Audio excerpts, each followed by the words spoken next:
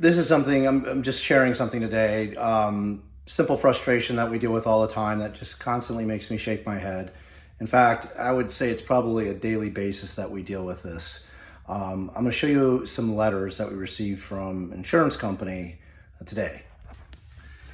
So I've redacted the client information, the claim information, but this particular letter is dated July 19th, and it is saying that they are requesting a recorded interview with the insured to be completed within 10 days of July 19th, which is the day that this letter is written. Now, a couple things. One, here's the envelope it came in, which was dated July 24th. So they held it for 5 days before they even decided to send it to us. But here's the interesting thing. Note the date.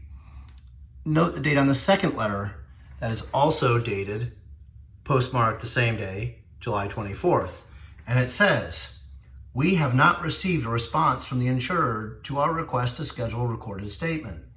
And I just find this amusing that they send both letters out at the same time. Now, coincidentally, we already had an appointment scheduled to conduct this recorded statement on July 20th.